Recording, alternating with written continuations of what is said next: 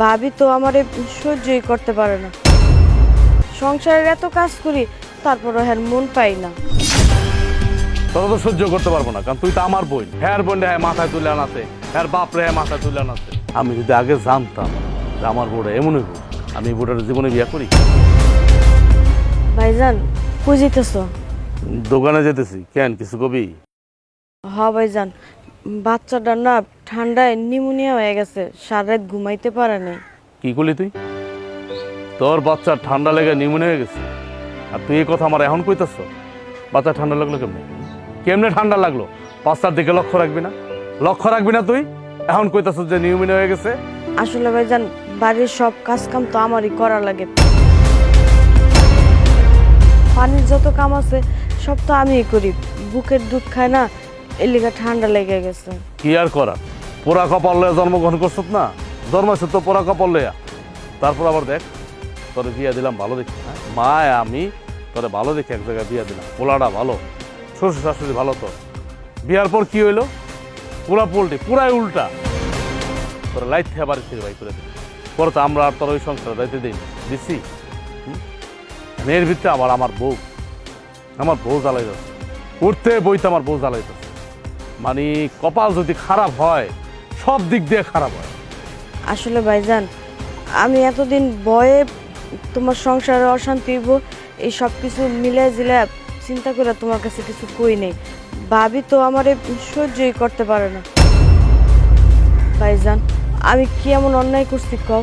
সব মেঘ কপালে কি সুখ সহ্য হয়? আমার কপালে সুখ নাই, এখানে আমার কি দোষ কও? হ্যাঁ তো আমারে দুই চোখে দেখতেই পারে না। সংসারের এত কাজ করি, তারপরও হ্যাঁ মন পাই না। তোরা সহ্য করতে পারবো কেমনে? তোরা তো সহ্য করতে পারবো না, কারণ তুই তো আমার বোন। আবার হেয়ার বোনডে ঠিকই সহ্য করতে পারে। হেয়ার বোনডে মাথায় তুলে আনাতে, হেয়ার বাপ রে মাথায় তুলে আনাতে। যত সমস্যা আমার দিক থেকে। আমার মায়েরও সহ্য করতে পারে না, আমার মায়েরও দেখতে পারে না, আর তোরা তো দূরে থাক। আমি যদি আগে জানতাম যে আমার বউটা এমনই হোক, আমি এই বউটার জীবনে বিয়ে করি। এই বউরে যেদিন থেকে বিয়ে করছি, ওই দিন থেকেই তো আমার এই বাড়িটারে পুরো জাহান্নাম বানায় ফেলাইছে। মানে কি একটা অবস্থা, আমি বুঝলাম না। এই বিষয়টা আমার মাথায় ঢোকে না। শাশুড়ি কি মার সমতুল্য না? আরে বাবা, তুই তোর মায়ের যেরকম চোখে দেখতেছ, আমার মায়ের এরকম চোখে দেখ, তা না। আরে তোমার বোনের, মানে আমি আমার বোর কথা কইতেছি, যে তুমি তোমার বোনকে যে চোখে দেখতেছ, হ্যাঁ তুমি আমার বোনকে এই চোখে দেখো, তা না। পুরাটাই উল্টা। মানে হ্যাঁ বোন বাপ নিয়ে আছে, আর তুই আর আমার মা কিচ্ছু নেই সংসারে। চাকরানি, তোরা কি সংসারে চাকরানি? আমার বউ তো তখন চাকরানি মতো কথা। কি শান্তিটা কি পাইতেছে আমি তো বুঝতেছি না। মানে কি শান্তি পাইতেছে সে?